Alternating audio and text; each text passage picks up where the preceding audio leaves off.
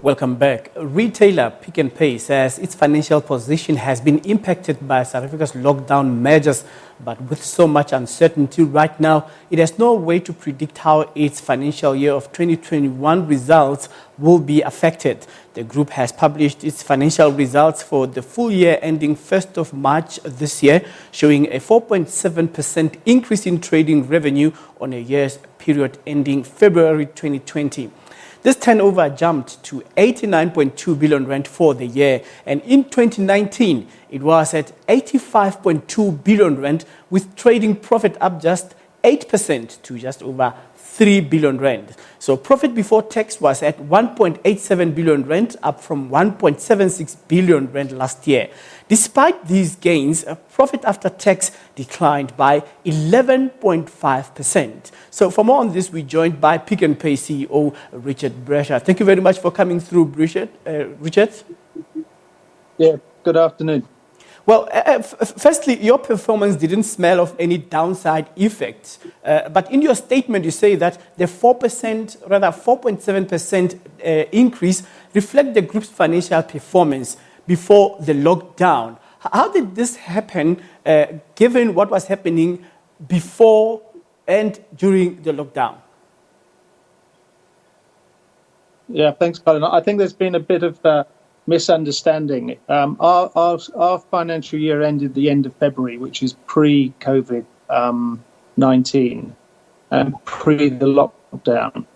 So none of our results that I reported today are affected by COVID-19. The same with me, because 2 months at the end of February was the impact that people were asking me about the effect of COVID-19 on our current financial year, which is obviously 2020 up until February 21. So just to reassure you, our results were a good set of results for last year. And what cannot be known at the moment is the impact that this crisis will have on our results for next year.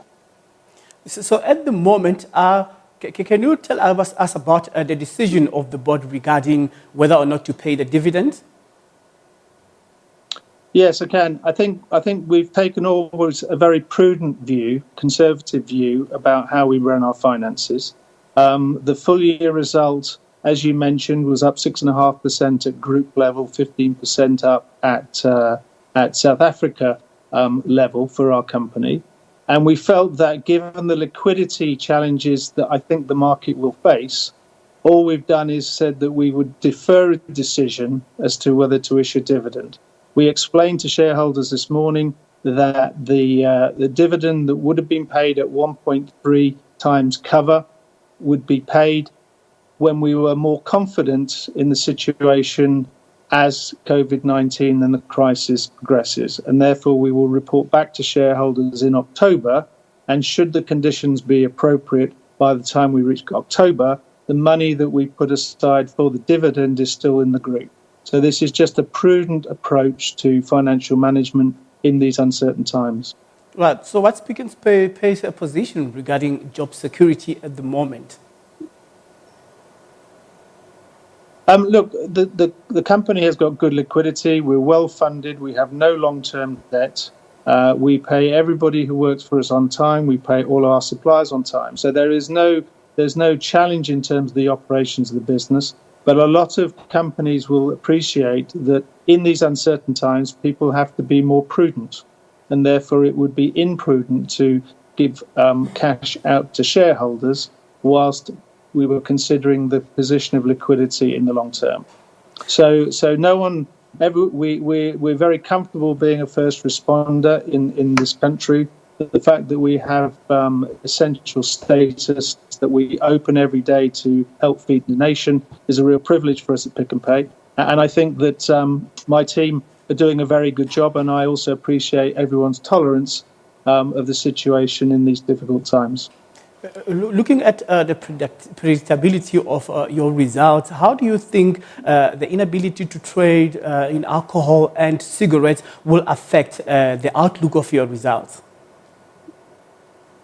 Well, obviously, this is not the result that we've just issued, but the result that we'd issue over time. The reality is the non-sale of whether it be clothing during the lockdown, alcohol, tobacco, and certain general merchandise categories obviously has an impact, as it does on the whole marketplace. We're obviously lucky in some because we're open and retailing our food business. But when asked today at my results whether it would have an impact on our results this year, the answer has to be yes, because it accounts for between 15 and 20% of our turnover. And if you can't sell it to customers, then obviously it will impact the company. But we're making plans to ensure that we minimise that impact.